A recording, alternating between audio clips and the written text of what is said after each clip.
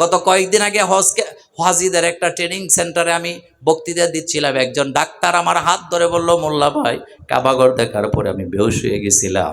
আমি বললাম, কেন? তিনি বললেন, এমন ঘর পৃথিবীতে আমি আর একটাও দেখি না। একটা পাথরের ঘর। আমরা কি কাবার গোলামি করি না কাবার মালিকের? জোরে বলতে হবে।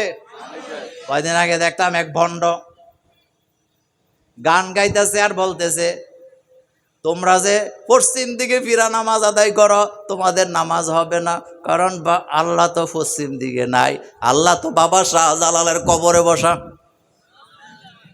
নাউজুবিল্লাহ, আরো আস্তে কর। আল্লাহ কোথায় বসা? গাজা যে ঢেলি কয় ফুটলা খায় আল্লাহ ছাড়া। আপনি আশ্চর্য হবেন, এই পৃথিবীটা হলো আল্লাহর সৃষ্টি জগতের ক্ষুদ্রতম একটা অংশ মাত্র, আর সমগ্র সৃষ্টি জগৎ আল্লাহর হাতের তালুতে। এটা হাদিসে কুদসিতে এসেছে, সমগ্র সৃষ্টি জগৎ আল্লাহর হাতের তালুতে। তো বাংলাদেশের পৃথিবীর তুলনায় বাংলাদেশটা কদ্দূর? বাংলাদেশের তুলনায় শাহজালালের মাজারটা কদ্দূর? তার মাথা ঠিক আছে? আল্লাহ বলছেন, খবরদার, কাবার গোলামি করা যাবে না। জানতে চাইলাম আল্লাহ তাহলে কার গোলামি করব? আল্লাহ বলছেন, ফালিয়াবুদু, পড়েন, ফালিয়াবুদু রাব্ব হাযাল বাইত আল্লাযী আত'আমাহুম মিন জু' ওয়া আমানাহুম মিন খাউফ। কাবার ঘরের মালিকের গোলামি করো। মালিকের নাম কি? আল্লাহ। আমরা যে কাবার দিকে ফিরে নামাজ আদায় করি, আমরা কি কাবার দিকে ফিরি না আল্লাহর দিকে ফিরি? আল্লাহর দিকে।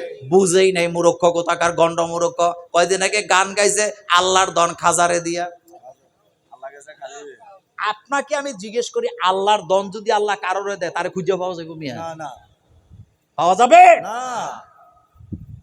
পৃথিবীর একজন মানুষের ধারণ ক্ষমতা হলো তার 1.5 গুণ। আপনি আপনার 1.5 গুণ ওজন বহন করতে পারবেন, বড় ওজন 2 গুণ পারবেন, কিন্তু আল্লাহর যে সম্পদ, এই সম্পদের নিচে আপনি চাপা পড়লে জীবনে আপনাকে খুঁজে পাওয়া যাবে না। পাওয়া যাবে না। আমরা কাবার দিকে ফিরে নামাজ আদায় মূলত করি না, আমরা আল্লাহর দিকেই ফিরি। তাহলে আপনি বলবেন, মোল্লা ভাই, কাবার দিকে কেন? কাবার দিকে কেবলা, কারণ এই ঘরটা কার? আল্লাহ। তবে মজার ব্যাপার দেখেন, কাবাঘর থেকে পূর্ব দিকে যারা, তারা পশ্চিম দিকে ফিরে নামাজ আদায় করে।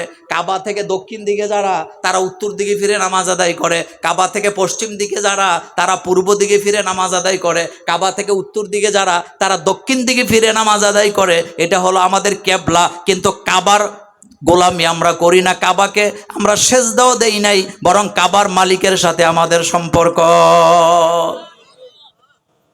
আরে কাবা হলো আমাদের সম্পদ। বলেন, আমাদের কি? মনে আছে তো? এবার হযরতে ইব্রাহিম আলাইহিস সালামের কাবাঘর বানানো শেষ, ছেলে হাঁটাচলা করে।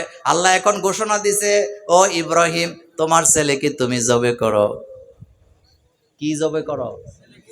ছেলে মানে কি? ছেলের কথা বলা হয় না, বলছে সবচেয়ে প্রিয় বস্তু দিয়ে কুরবানি দাও। এখানে আমার মূল কথাটা। খুব কষ্ট দিব না, আপনাদের কষ্ট হইতেছে? এই জায়গায় একটু কথা বলি, দেখেন।